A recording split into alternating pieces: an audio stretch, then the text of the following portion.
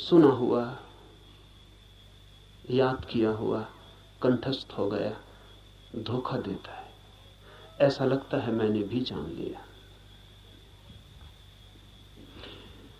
मैं आपसे वही कहूंगा जो मैं जानता हूं, क्योंकि उसके कहने का ही कुछ मूल्य है। क्योंकि जिसे मैं जानता हूं, अगर आप तैयार हो तो उसकी जीवंत चोट आपके हृदय के तारों को भी हिला सकती है।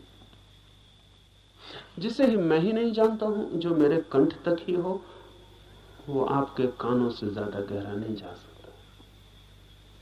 जो मेरे हृदय तक हो, उसकी ही संभावना बनती है।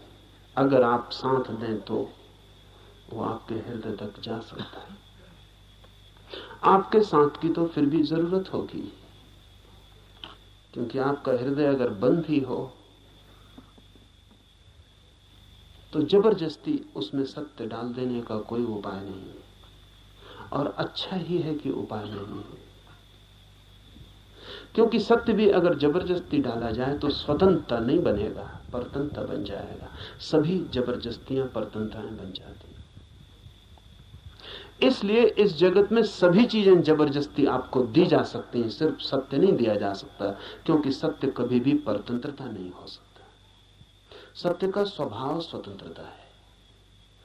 इसलिए एक चीज भर है इस जगत में जो आपको कोई जबरदस्ती नहीं दे सकता, जो आपके ऊपर थोपी नहीं जा सकती, जो आपको पहनाई नहीं जा सकती, उड़ाई नहीं जा सकती। आपका राजी होना अनिवार्य शर्त है, आपका खुला होना, आपका ग्राहक होना, आपका आमंत्रण, आपका अहोभाव से भरा हुआ हृदय। जैसे पृथ्वी वर्षा के पहले पानी के लिए प्यासी होती और दरारें पड़ जाती हैं, इस आशा में पृथ्वी जगह जगह अपने ओंठ खोल देती है कि वर्षा हो। ऐसा जब आपका हृदय होता है तो सत्य प्रवेश करता है।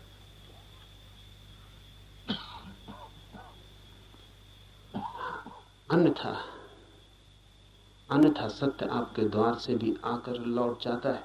बहुत बार लौटा है, बहुत जन्मों जन्मों में। आप कुछ नए नहीं, इस पृथ्वी पर कुछ भी नया नहीं, सभी बहुत पुराने हैं। आप बुद्ध के चरणों में भी बैठ के सुने हैं, आपने कृष्ण को भी देखा है, आप जीसस के पास भी उठे बैठे हैं, लेकिन फिर भी वंचित रह गए, क्योंकि कभी भी आपका हृदय तैयार नहीं था। आपके पास से बुद्ध की सरिता बहती निकल गई है, महावीर की सरिता बहती निकल गई, आप प्यासे रह गए।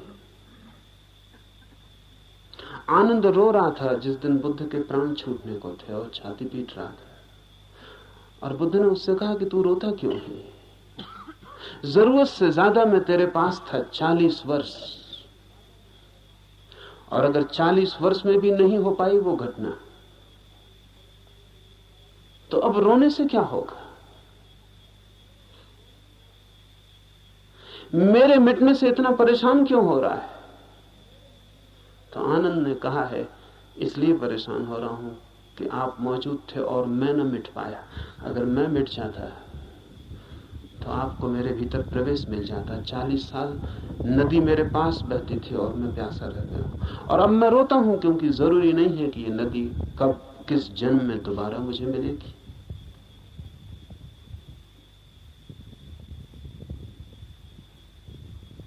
आप कुछ नए नहीं हैं। आपने बुद्धों को दफनाया, महावीरों को दफनाया, जीसस, कृष्ण, क्राइस्ट, सबको आप दफना के जी रहे हैं। उनकी वो हार गए आपसे।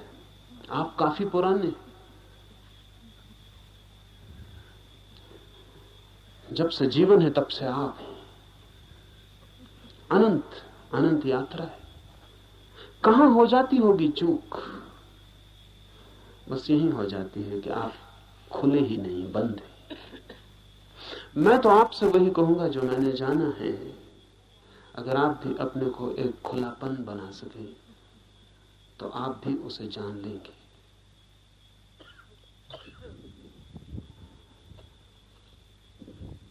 और ऐसा नहीं है कि कोई कठिनाई है बहुत,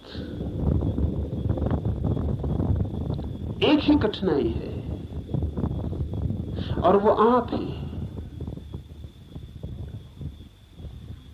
कुछ लोग कुतूहल से चलते हैं, जैसे राह चलते बच्चे पूछ लेते हैं इस वृक्ष का नाम क्या है, और अगर आप उत्तर न दें तो तत्क्षण भूल जाते हैं कि उन्होंने पूछा भी था। वो दूसरी बात पूछने लगते हैं कि ये पत्थर यहां क्यों पड़ा है।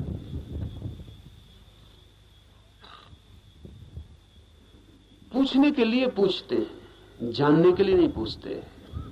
बिना पूछे नहीं रह सकते हैं इसलिए पूछते हैं, जानने के लिए नहीं पूछते।